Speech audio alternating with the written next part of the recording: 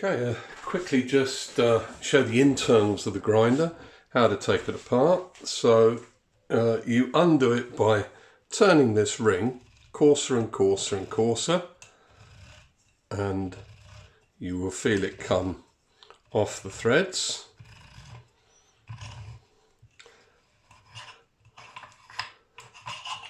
And there it is, slides off. And there are the detents in the ring responsible for the little clicky feeling with a spring and a ball. And once you get that off, inside you can see the burrs and the outer burr carrier. So what we'll do, we'll undo those. I use the screwdriver device. You can pop it on there. Now it's a reverse thread. Normally you would undo it by turning it this way. For this grinder, you undo it by turning it as if you're tightening it. Okay, so you have to go the opposite direction. This is a little thrust bearing. We'll take that off and we'll keep going the opposite way. And then you have your burrs. Now, I don't know if you can see this. I hope you can. I'm going to zoom in a little bit. So there are your burrs and the carrier. These washers come off.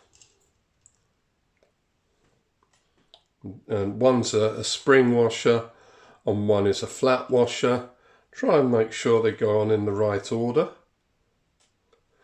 And then the outer burr carrier is slid out like, whoops, that didn't do any good, like that.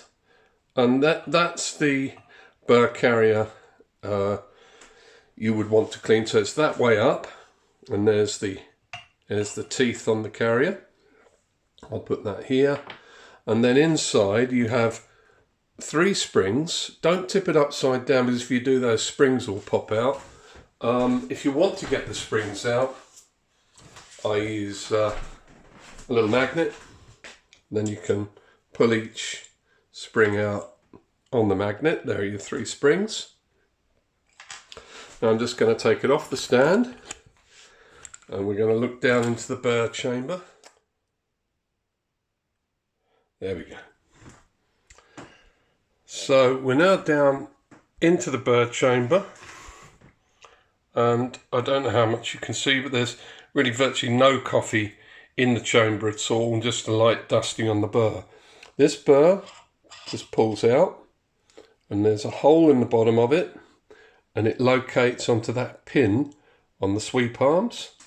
Put the burr down, and then the sweep arms fit on the shaft. They're a reasonable fit, and they're what sweeps the chamber clear.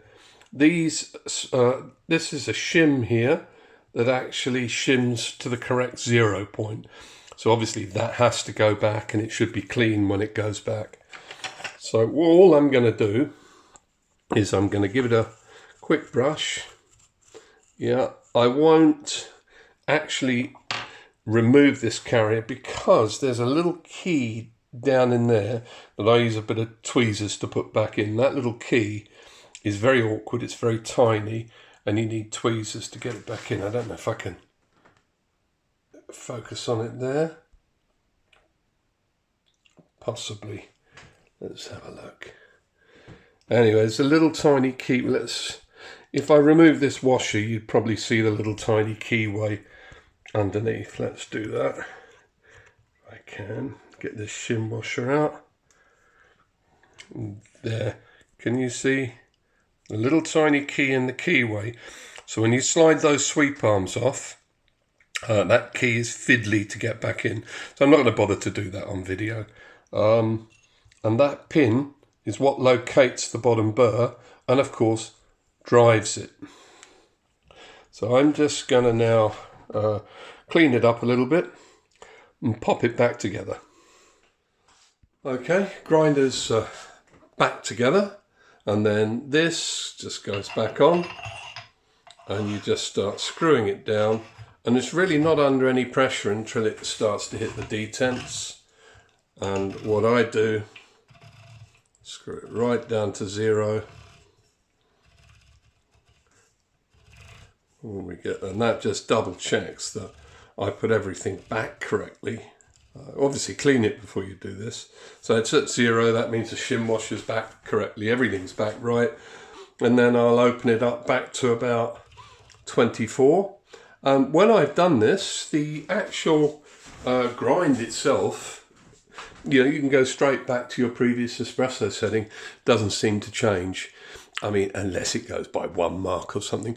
The only thing I would say, I think it's always worth, with that central screw, because it now tightens up in the opposite direction.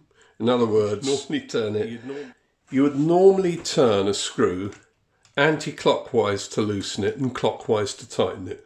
With this, you turn it clockwise to loosen it and anti-clockwise to tighten it. Now what that means is you can't actually jam something in the burr and turn it anti-clockwise to tighten that nut down, because whatever you put in the burr, because they're going the opposite direction to normal, forces it out of the burrs. So you do have to turn it against the motor. I wouldn't jerk it too hard because you don't want to damage the gearbox. So what I would say is periodically give that screw a little check that it hasn't come loose by turning it just a little tweak anti-clockwise. The spring washer should hold it.